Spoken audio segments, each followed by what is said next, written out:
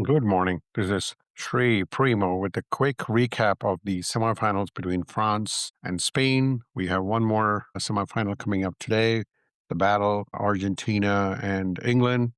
In fact, I was browsing yesterday and I saw a little clip of the Argentina England match from 1986. Of course, the famous hand of God.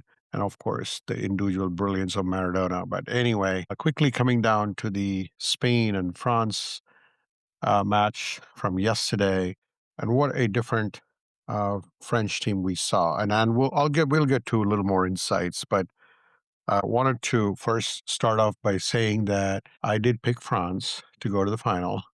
While I did say that anyone, even Spain or any other team, could make it, I was more hyped up about France, but I think I've been called out in several chat groups, so I think it's good to kind of admit that I was wrong and about Spain. But what a domination by Spain! It was truly a masterclass performance. They put on a show at the Dallas Stadium, defeating France 2-0. They punched their ticket to the final at the MetLife Stadium, and Louis de la Fuente's side just completely dismantled the French. I would call it their high-powered offense with surgical attack moves, with a defensive setup that was impenetrable, and they get to the finals since they last made it in 2010 and also last won it in 2010. So let's quickly talk about the match as it unfolded in the first half.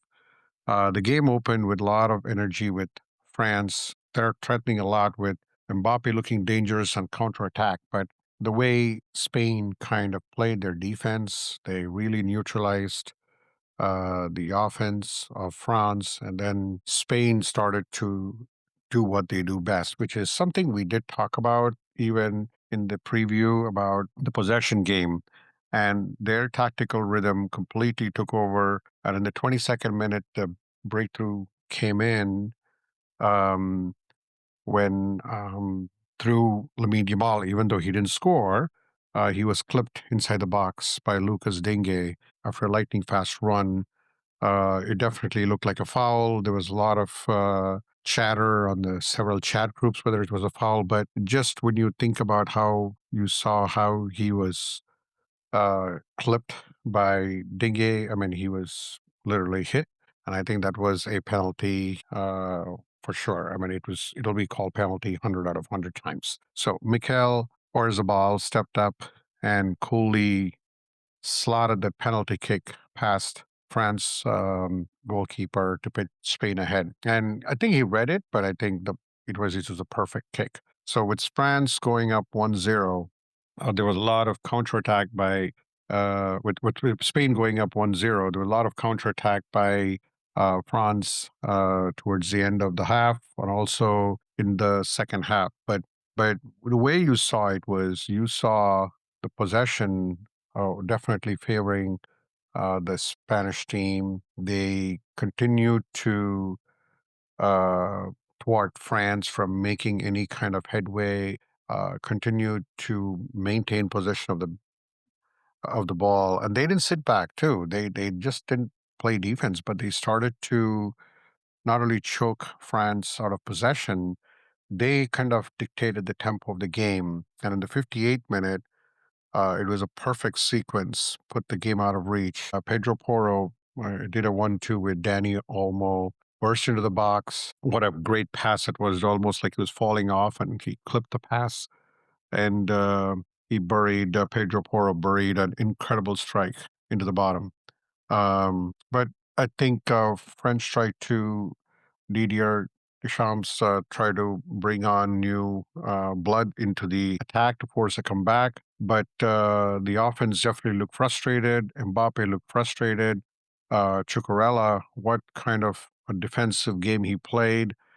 He made a late block on Mbappe, and it was definitely a treat to watch. The only match that Spain kind of drew was the game against Cape Verde, and that tells you how Cape Verde played this team. And again, of course, it was the first game of the tournament. Both the teams are trying to feel them out, and everybody is going to be a little more I would say tentative, but I do think that when push comes to shove, and this is the semifinals we're talking about, it was a treat to watch on how Spain did it. So let's quickly get down to the key insights on how this happened. Spain's system, as you call it, everybody remembers Spain beating France in the Euro Cup. So that was a few years ago, a couple of years ago. But France entered this match with a lot of momentum behind Mbappe and Dembele.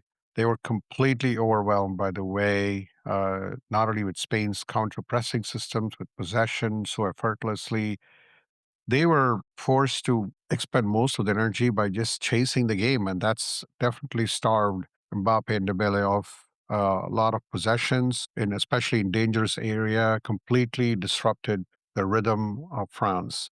One of the things that you can see is that the way Spain plays, they got multiple areas that where they are really they shine. The bedrock of their success is the way their midfield plays, the way their defense plays. The midfield, when you think about Rodri and Fabian Ruiz, they put on an absolute clinical performance. I think when you think about like they won most of their ground duels, effectively rendering France's midfield completely non-existent. And on the defense side, we'd already talked about Chukwueze, but 19-year-old Pau Kubarisi and Laporte held like an incredibly fine, tight line. They could not, for the 19-year-old to withstand the pressure from Mbappe and Dembele, it was just a treat to watch in terms of how they were able to prevent France from not only equalizing but also trying to make a game out of it towards the end. I mean, we've already seen it. A lot of the teams have lost the narrative with 2-0 up. Spain didn't want to have anything of that. They kept on frustrating France. They lacked, like I said, France lacked a lot of the tactical ability to solve Spain's press. A lot of these things, when you think about it, these matches on these pitches are won not during the game, but a lot of preparation in terms of how Spain approached the game. France could not break the line. They grew visibly frustrated. They were picking up yellow cards. They were rushing their play. But even the Spain substitutes who came in, they managed the game's tempo. So sometimes you think about what happens, like when you have a team uh, playing at high cylinders and then you bring subs in, you would think that the tempo would kind of be disrupted. But for the last 20 minutes, it was just a possession clinic. Like Spain continued the same approach they had for the previous 70 minutes. And they didn't give much opportunities to France. Clearly, the coach was seemingly frustrated. You could see the frustration in Mbappe when the second goal was scored. He almost threw his hands up in the air because they did have a shot. They still had a shot, even with the 1-0 deficit. They could have had a shot, but the way Spain approached the game, they were able to completely um, uh, demolish France's tactics, and they move on. They move on to the Sunday's blockbuster final at the New York, New Jersey Stadium, or MetLife Stadium, as we call it, waiting the winner of the highly anticipated England and Argentina semifinal. France will play for the bronze medal in the third place playoff. I did confirm that from yesterday. So finishing in the top three is pretty good. But I'm sure France would have wanted to be in the final. But it is coming down to I think one of the things I did see is this incredible stat. Think Yamin Lamal every time he starts. I don't think Spain has ever lost a match since he has started. I think they were 21-6 or something absurd.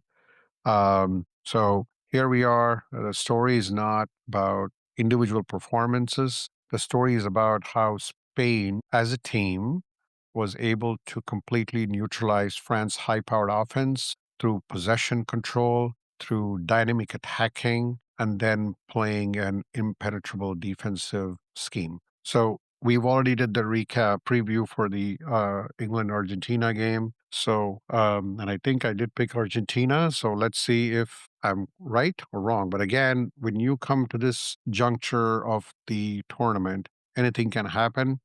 And I did say that any of those four teams could easily make the final. Spain it is since 2010.